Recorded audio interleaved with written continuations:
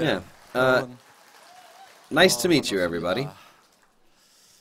Royal Leaders Club members now make about $200,000 a year, enjoying quite a comfortable living. Some of them make $300,000, $400,000, even $500,000 a year. And those who make over $600,000 yearly are here today. When they first started, most of them were very poor. To be honest, most of them were teetering on the edge and didn't really have any other choice but to go into this business with me. Newcomers these days don't look so desperate like the early members did. Many of them are young and look quite relaxed. The average age of early members was quite high. Recently, I'm seeing a lot more people who don't necessarily have a problem with their livelihoods or their retirement preparations. They don't seem to have too much trouble with their lives, but are more concerned about their loved ones. That's why they want to do this business. We are very concerned about the future, and the present reality is really not much better. During these uncertain times the world is facing, what's really at stake is our personal economies. Let's say the national economy is booming, with great leadership and fantastic economic policies. What percentage would you consider great growth? A 3% growth in a national economy would be considered amazing. Growth at 5 to 6% is no longer possible for us. A nation with a lower GDP than Korea, a nation like China, would be considered to be growing quite well at 6%. Do you think Korea's economy can grow by 6%? No. Not a single economy in the world that has a comparable size to Korea can grow at 6%. Advanced countries grow at 3% if they are doing really, really well, and at 1.5% if doing poorly. Korea is currently at about 1.5%. Apply this growth rate to your home economies. Would your lifestyle change much, or would your problems all be solved? Think of making $30 more when your monthly income is $2,000. The government can only do so much. Your monthly paycheck might increase from $2,000 to $2,030. There would be little impact on your personal economy. Likewise, in a poor economy, you would lose $30 from your monthly $2,000. Our personal finances are our primary interests, right? You can't really expect the government to do much for you. These days, the government is implementing many welfare programs. I used to be skeptical of general welfare programs, at least those administered by the government. Now, I have a new view on the government's role in the welfare of its people. I used to think for a long time that underprivileged people, such as the sick, the disabled, the elderly, and orphans, were the rightful recipients of the government's welfare. I was strongly against policies that subsidized the young or the unemployed, people who didn't seem to try very hard. I believed the young and healthy should just get out there and work whatever jobs were available to them. I even thought that they were spoiled for not wanting to do manual labor. I realized times have changed so much, and we can't simply turn a deaf ear to young people who are struggling to find work. Now, it's getting a lot harder to find jobs, even for skilled workers, because we're entering a new era of artificial intelligence. How to respond to such a changing world and how to prepare ourselves is of prime importance, I believe. The world's wealth seems to be divided 20 to 80, according to Pareto's law, meaning that 20% of the population controls 80% of the wealth. This rule can be applied to explain many other phenomena. Many things appear to be divided 20 to 80. The fact of the matter is that 20 to 80 hasn't really been all that bad. We're witnessing the world becoming 1 to 99. There's no wonder a movement called Occupy Wall Street took place not too long ago with the slogan of "We're the 99%. The goal of the movement was to take down the 1%. My question is that if we do take down the 1%, will the wealth controlled by them be distributed to the 99%? Will it be distributed fairly among us? Can we expect a nice, equal distribution? I doubt it. I'm not at all advocating monopolies or the wealthy becoming wealthier. On the contrary, I'm very concerned. Even if we want to prevent the concentration of wealth, we must have a realistic perspective on concepts such as income disparity and the wealth gap. Think about what those rich folks possess today. Simply speaking, will the wealth come down to the poor if we completely disassemble all the big corporations? Many are still viewing this situation as a feudal system. In the feudal system, there was a minority of landowners, and the majority were poor.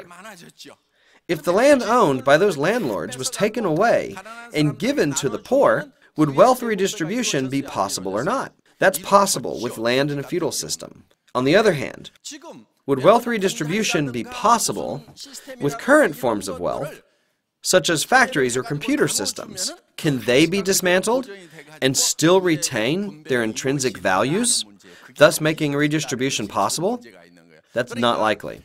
We have no choice but to leave them alone. They have their own roles. It's best if we can do it ourselves. Let's take care of ourselves. In addition, the government can do only so much for us with their aid of 1.5%, for better or for worse.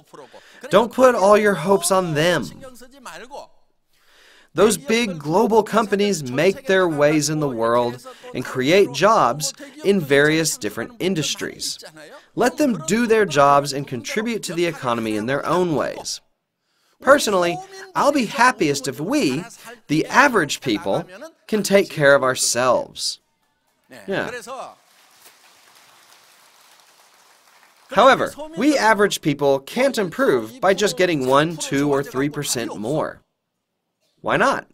Because we're currently making $1,000, $2,000, or $3,000, and 3% or even 10% of that makes no difference. What kind of growth rate would be sufficient? We have to earn 100, 200, 500, even 1,000% more. These are the rates we need. Can the government do that for you? They can't. Then what should we do? We have to learn to take care of ourselves. How and with what are we going to take care of ourselves? Anyone? What an easy question. I want you to think of the role atomy is currently playing. If we want to start any business, we must have capital. Isn't that right? You've got to have capital. What kind of capital is readily available to you? Those other outrageous MLMs want you to shell out several $1,000s as your initial investment. In that case, if you don't make more than that several $1,000s, you take a loss, don't you? That's why there are so many victims of such scams. You should never take losses in business. You can do the atomy business without incurring any losses. I'll tell you how. See these daily necessities here? You use toothbrushes, put on lotion, take Hemohim, shampoo your hair, and eat noodles every day. If these Atomy goods are more expensive and of lesser quality than those sold at discount stores, department stores, home shopping networks, and internet shopping malls, you shouldn't use them. Don't use them. However, if these items are of better quality, yet of lower price than what you've been using, wouldn't it be better for you to use these goods, whether you do the Atomy business or not? Most certainly. Do you see what I'm talking about?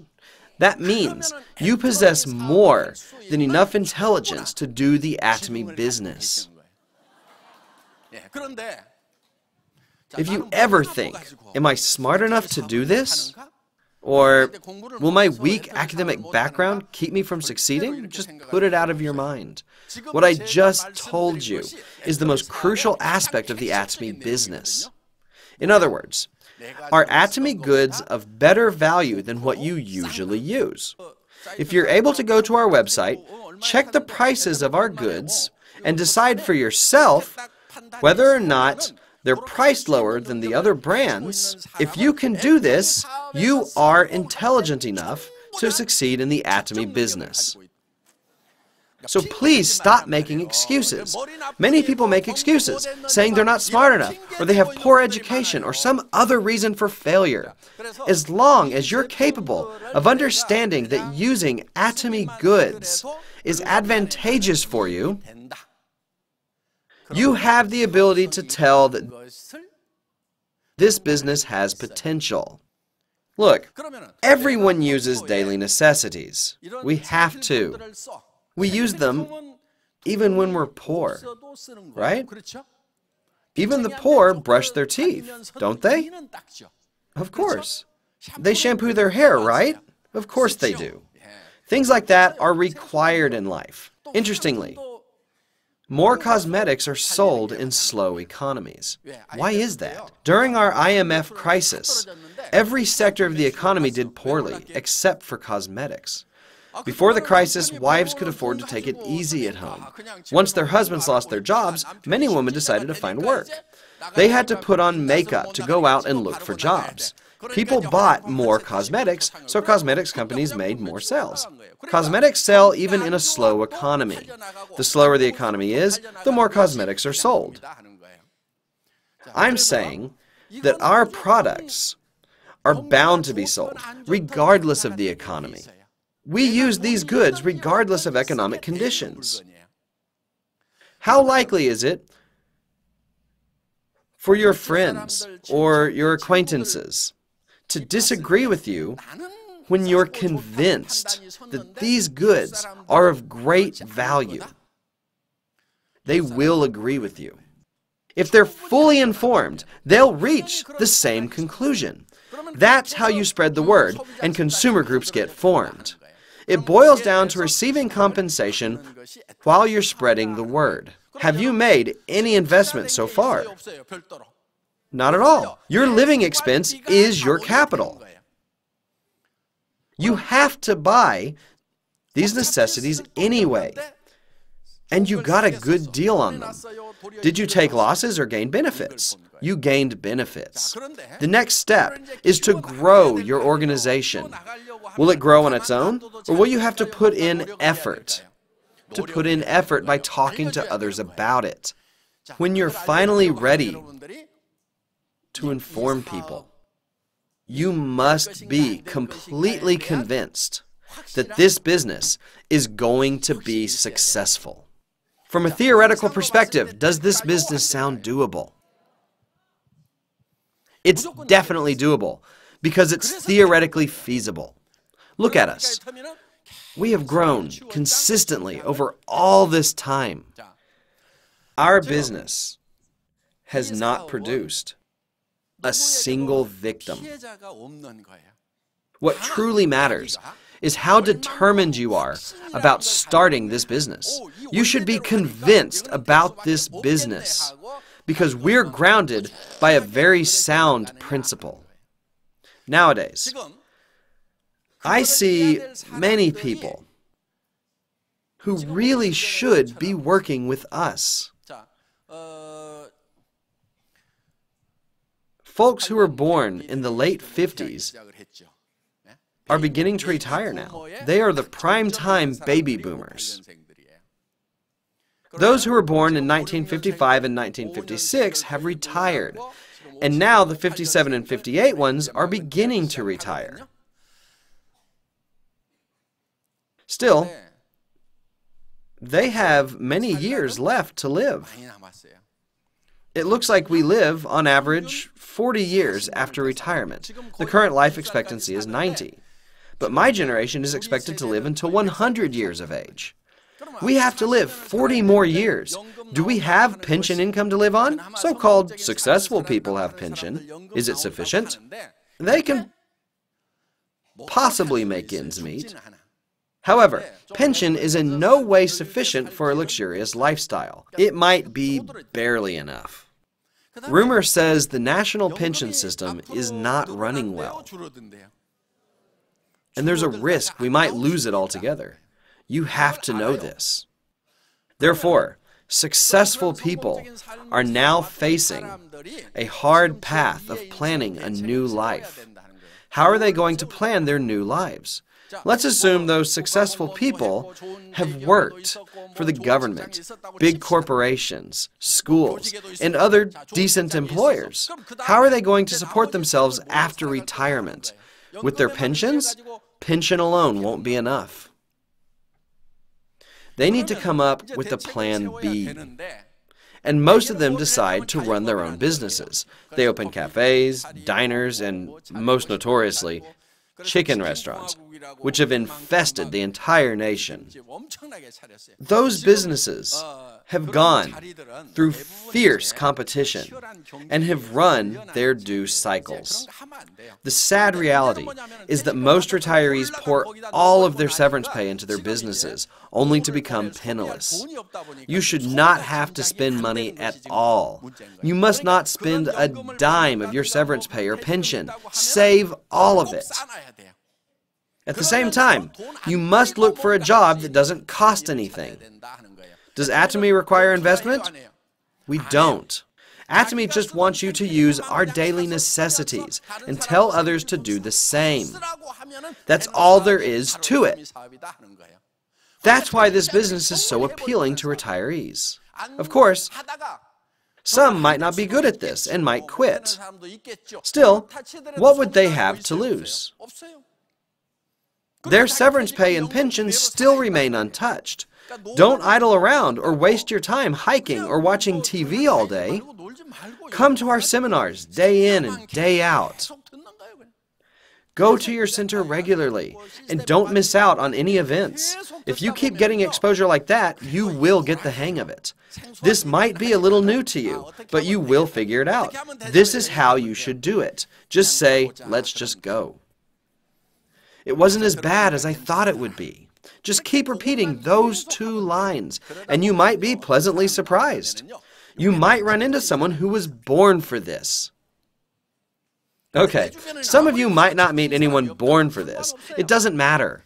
Just keep bringing those people who are not born for this over and over again. Someday, they will bring someone else.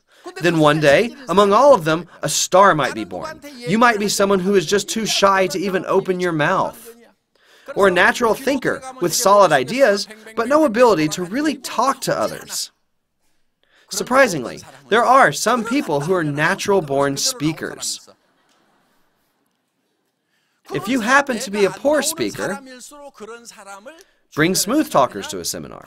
How can you do that? Simply ask them to come along with you, to listen to the seminar in this beautiful weather, and to check out the sights around here. If you keep bringing just one or two people every week, that one or two becomes 10 and 20. And some people eventually bring in 50 to 100 guests. What happens next with that number of people is that they purchase enough for you to become an auto sales master. You receive $2,000 a month. A retiree receives a pension of roughly $2,000 a month after working 30 years. Let's assume that you've worked 1, 2, or 3 years. If you make $2,000 a month as an auto salesmaster after working 1, 2, or 3 years, would you consider that quick or slow? Just tell your people that you're taking it easy and slowly. Tell them work is play and play is work. And just casually bring them along. Along the way, you will meet some that definitely need to do this business, and some who want to do this, even after some initial misunderstandings. Many start this as a part-time job.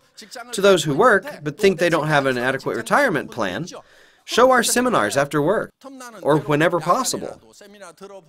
Our lecture video clips are available on smartphones 24/7. Tell your people to spread the clips to their peers. Just live your life using toothbrushes and shampoo, putting on makeup, or eating meals and snacks.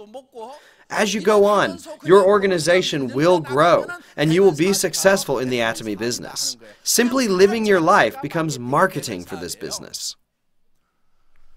Please raise your hand if you just can't understand me. All of you understood, right? If you stay the course, we'll be going the right direction in these changing times. Why not hand down your Atomy member code to your children? A scary world with no future is waiting for our children. Parents tell their children to study hard for their futures, don't they? That's totally useless. Do you know what's going to happen to our children and grandchildren? 68% of their jobs will be professions that don't exist now. Only 32% of their jobs will be from the current era, the jobs that we had. However, 68% of their professions will be unheard of to us. Therefore, you shouldn't force your children to do well in school, thinking good grades will ensure them the nice jobs that we used to have. Not going to happen. One of our royal masters, whose son is about to go to college, thought about this. He reckoned that during the 3 or 4 years his son is in college, Atomy will grow significantly. If his son chooses Atomy, while his friends struggle to find a job 4 years later, he will be able to earn a much bigger income than they can. So he pleaded with his son to take time off from college or to drop out, and had him start this business somewhere overseas. His son learned to speak English fluently and went on to make a very good income. Some children of our royal masters are already making $10,000 to $20,000 a month, and they're not even 30 years old. What about their friends of the same age? They're now studying to death in cram schools, hoping to make $2,000 a month, while our kids are already making $20,000 a month. They're fighting tooth and nail for $3,000 to $7,000 positions. A few days ago, I went to the bank to send some money and took care of my business inside at the counter. While I was trying to leave, the clerk said very carefully, "President Park, could I ask you a question? A quick answer would be enough." He said, "How can I make money?" What do you think I said to him? I answered it very briefly, as he wished. "Quit your darn bank job." Which took him by surprise. His current job is doomed. It's a dead end. Those bank jobs make $3,000 to $7,000 monthly. And branch heads make about $10,000 monthly. However, these salaries will leave nothing after paying for basic expenses, educating their children, and buying a house. Nothing. To sum up, you studied to death until 30 years of age, dedicated the most energetic part of your life to working in the bank, and wound up with almost nothing at 60. You basically wasted all that time. Most of my peers have retired now from jobs like bank branch heads. Can they find new jobs or not? No way. They can't even find work making $1,000 or $2,000. So why is it that we fail at preparing for old age? Because your plans are doomed from the start. All those conventional professions will disappear as they will be replaced by AI. Almost 70% of current jobs will disappear. All driving jobs will be gone, and bank clerks won't be needed either. That's why I told him to get out quickly. He'll be lucky to keep that job until he's 60. But even that'll be nearly impossible because of automation. I view being forced out as a personal defeat. I think you should make the call yourself. Then you can survive. An egg gets fried if it's cracked by an exterior force, but becomes a chicken when hatched from the inside. Yeah. That's why I told the banker to get out of there. Otherwise, he will get cracked and eventually fried. He'll be gone. I'm telling you that even if your children have stable jobs now, it's better to have them leave their jobs before they are forced out. This is not just my idea. Many sociologists are telling us this. Go to a bookstore where they display all the bestsellers, and the majority of the bestsellers are talking about this. You must take action quickly in response to these phenomena. If you put a frog in water and you boil it slowly, it doesn't realize the imminent danger and it gets cooked. You must jump out of the boiling water. A new, frightening world is waiting for us out there, with 70% of the current jobs disappearing and brand new professions being created. We must come up with Plan Bs. But what kind of Plan Bs are there?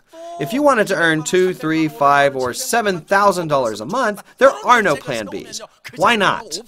Because everybody in the world is looking for those plans and fighting like crazy in a bloody red ocean. You should go to the blue ocean, which many people aren't even aware of, making $30,000 to $50,000 a month. People don't think much about doing this business, so there are plenty of chances out there. The chance to become a royal master is waiting for you.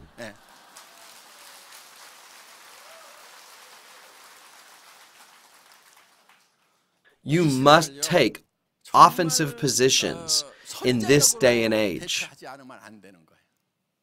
If you hesitate, you wind up being boiled like an oblivious frog. So what do you do next? What sort of attitude and tools should you have? Don't you worry about becoming knowledgeable about atomy. It's not necessary. There's no need to study our products to learn every little detail about them. You're welcome to study if studying comes to you naturally. However, you shouldn't force yourself to memorize those details. You may get discouraged and give up. There's no need for that, I assure you. Those who get discouraged while figuring out our compensation system may think they're incapable. That's not true. All of you can do this without knowing any of that. If you can explain well, you might have some advantage. However, what's really effective is not your intellectual explanations, but your honesty and goodness, which can bring about a very powerful effect. Let's say there's a sponsor who is excellent at explaining the compensation system, but is an annoying person. He's preoccupied with his compensation, so partners are not going to stick with him. They would feel discouraged. On the other hand, there's a sponsor who's not very knowledgeable, but very kind and honest. He makes you want to help him out. You're afraid no one else will help him out if you don't, because he doesn't seem to have very many resources. You definitely don't want to disappoint him. This is how your organization grows. Honesty and good-heartedness can generate a much higher productivity than what knowledge can generate. That's a fact. They are such valuable capital. Let me tell you what honesty is all about. Keeping your word, even in a situation where you take losses, is true honesty. Changing your positions depending on the situation is not honesty. You must follow up with your actions even if the situation changes. In other words, you should embrace taking losses. Good-heartedness refers to putting priority on others' gains rather than your own. 1 Corinthians 13 talks about love. Love is kind, and it is not self-seeking, Paul tells us. In other words, selfishness is not kindness. Kindness is to seek others' gains before seeking your own. This is how you should approach your work. You should have compassion for your partners. If you're a person who is happier to see them getting paid instead of yourself, you will succeed 100%. I guarantee it. How could you not succeed with that kind of mentality? Would your partners not sense it? Of course they would. My sponsor sincerely wants to see me succeed. That's what I did. I am a very good-hearted CEO.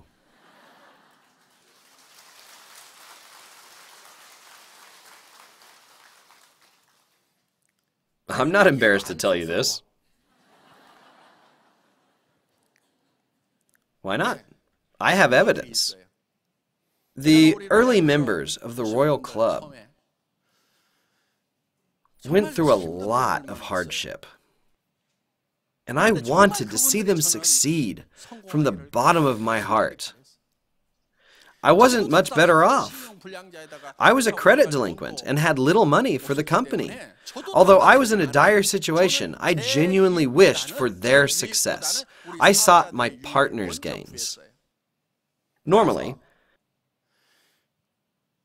compensation is supposed to be paid out a week after the books are closed. Back then, I was in charge of the computer system, so I did the daily calculation of compensations, then made phone calls to the members who made sales on that day. I would ask them if they anticipated any returns. We had a lot of returns back in those days.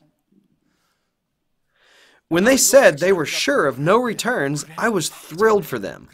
I told them that they had earned $70 that day, and that I was wiring it to them so that they could use it for transportation and for lunch the next day. Then I sent them a message saying, "Congratulations on your compensation."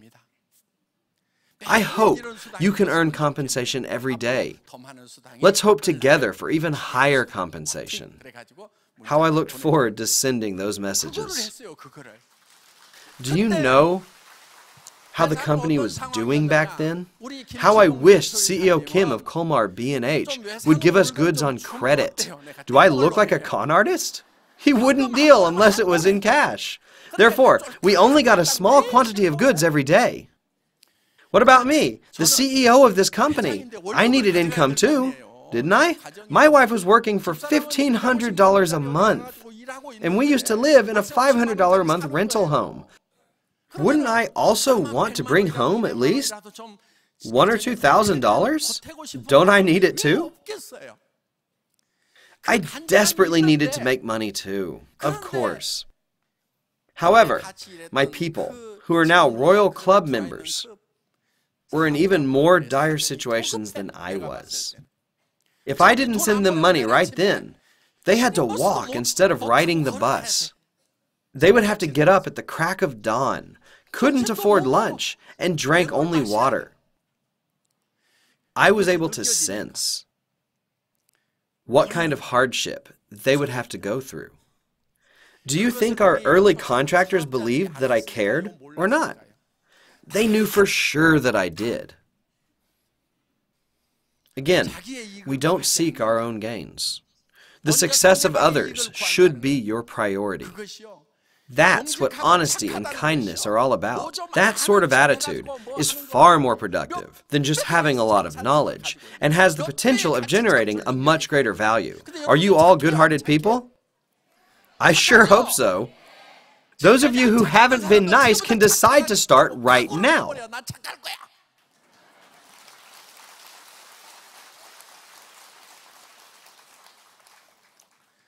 Please repeat after me. I am a good-hearted person. From now on, keep telling yourself that. All you have to do is be nice. Again, being nice is to seek others' gains before you seek your own. As long as someone is willing to work with you, their success should be your priority. If you're determined to make that person successful, our computer system runs on a process that can help that person too. You will never have to take losses. Even if you don't seek your own benefit, our system will do it for you. Again, experts say 68% of our current jobs will disappear. This Atomy business is equipped with a system that enables you to make hundreds of thousands of dollars as long as you're a good person. While you're sitting here listening to my lecture, if you can think of somebody around you who you'd rather see succeed more than yourself, you're sure to succeed more quickly than others. When you have compassion for those in the 99% in this fast-changing world and have a desire to help them out, you will become a good-hearted person. Finally, let's chant one more time. I'm a good-hearted person. Wishing all of you a good heart and great success, I end this lecture. Thank you for listening.